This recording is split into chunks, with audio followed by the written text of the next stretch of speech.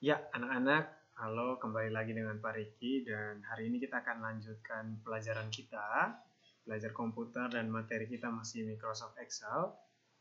Kita akan melanjutkan yang minggu lalu, dan di sini Pak Riki sudah download filenya, jadi anak-anak jangan lupa download dulu dari Microsoft Teams.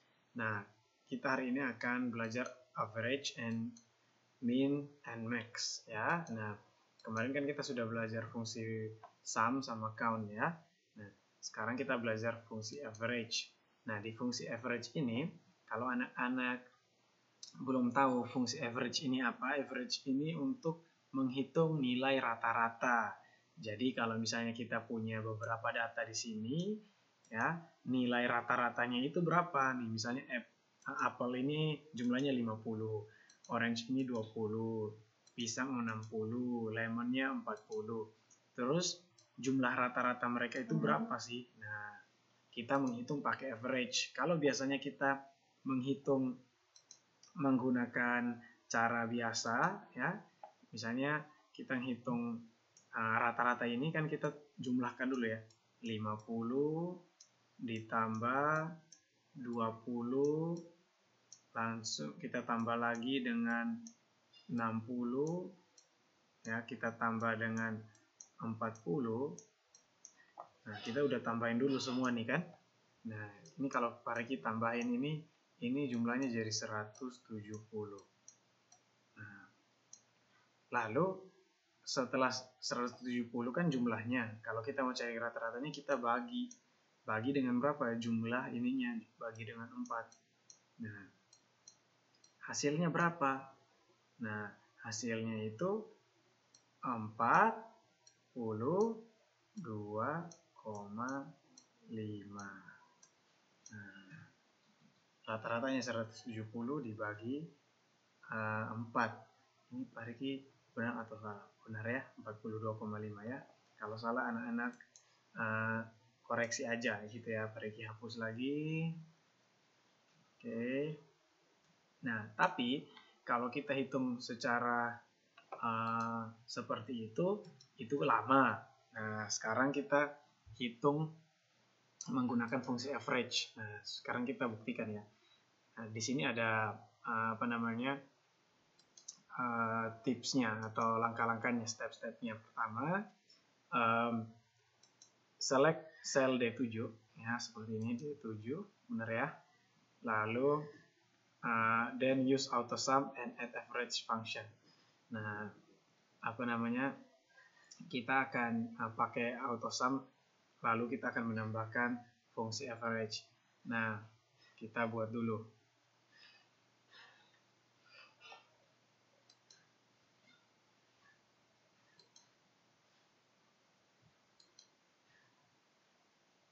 Nah, kita ke AutoSum di sini ya, di formula AutoSum, lalu kita pilih average. Nah, nanti akan otomatis terpilih di sini nih. Kalau minggu lalu kan anak-anak sudah belajar kan, kalau AutoSum ini dia akan otomatis pilihin buat kita selnya. Lalu dia udah ini, kita tinggal enter aja. Nah, bener ya, 42,5 seperti yang tadi Pak Riki hitung ya. Nah, sekarang select cell G7. Ya, kalau anak-anak masih bingung, Pak Riki ulangi deh. Kita klik dulu di D7, lalu tadi kan kita di menu home ya, kita ke formula, lalu kita ke AutoSum, kita klik di sini, lalu kita pilih yang average, bukan yang sum. Kalau sum kan untuk jumlah ini.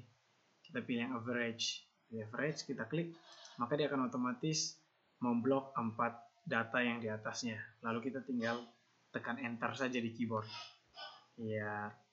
Nah, sekarang pilih sel G7 ini ya, G7. Lalu enter an average function by typing. Nah, jadi kita typing, kita ketik sama dengan seperti biasa, kita harus mulai dengan sama dengan, lalu kita tulis average, buka kurung, lihat di sini, ini berapa nih? Nah, dari G3 sampai G6. Jadi kita tulis G3.2 G6. Gak apa-apa kalau pakai huruf kecil juga nggak masalah ya. Lalu kita balas kurung, tutup kurung, kita enter. 35. Nah, in cell D15 di 15, you can use either autosum or type to enter another average function. Ya, kita boleh bebas nih, mau pilih pakai cara autosum atau mau ketik langsung. Terserah anak-anak. Kalau Pak Riki sih, Pak Riki mau autosum aja biar mudah. Tinggal klik average, lalu enter. Nah, dapat hasilnya nih, gitu ya. Nah, lalu di sini ada extra credit nih. Kita bisa belajar tambahan nih. Selain average, ada yang namanya median or modus. Kalau bahasa Indonesia-nya di sini mode ya. Median itu nilai tengah, modus itu nilai yang paling sering muncul. Tapi kita skip aja dulu ini, kita nggak belajar karena mungkin anak-anak belum tahu nilai median dan nilai modus ya. Nah, kita lewat dulu ke nilai min and max. Mari kita klik. Nah, use min function to get smallest number in a range of cells. Jadi, fungsi min ini untuk kita ketahui nilai mana yang paling rendah dari dari sebuah data begitu. Misalnya Pak Riki punya 4 data ini, yang paling kecil dari sini apa nih kalau anak-anak lihat? Ya jelas ya, 20 ya. Nah, kalau di sini yang paling kecil berapa? 10. Oh, tapi dia minta di sini max. Berarti yang paling tinggi 50 ya. Nah, min or max. Nah, sekarang kita coba select D7 ya, D7 ya.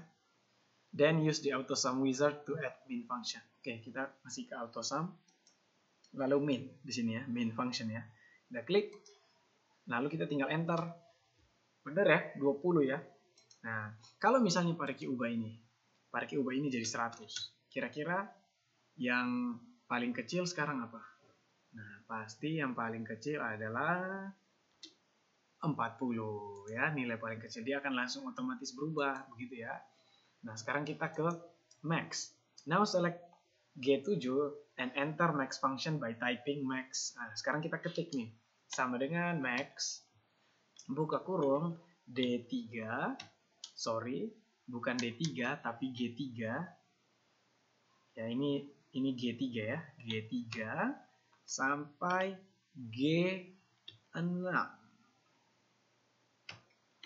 Oke, tutup kurung, lalu kita enter. Boom, yang paling tinggi adalah 50. Ada 2, nilai 50. Jadi kalau misalnya Pak Riki ganti ini jadi 80 misalnya, maka nilai paling tinggi adalah 80. Kalau Pak Riki ganti yang 10 ini menjadi 100, maka dia akan pilih yang ini menjadi 100. Nah, sekarang in cell D15, you can use either this autosum wizard or type enter a min or max function. Nah, sekarang mau pilih yang mana nih? Pak Riki mau max aja deh. Lalu Pak Riki mau pakai autosum. Jadi pakai autosum, lalu Pak Riki pilih max. Lalu tinggal enter. Oke. Easy? Ya. You can use either min or max with multiple range or values to show the greater or lesser of those values. Seperti misalnya, oh gitu ya. Jadi nih, kita itu bisa pakai fungsi minimal atau maksimal itu untuk menentukan nilai paling rendah atau nilai paling tinggi dari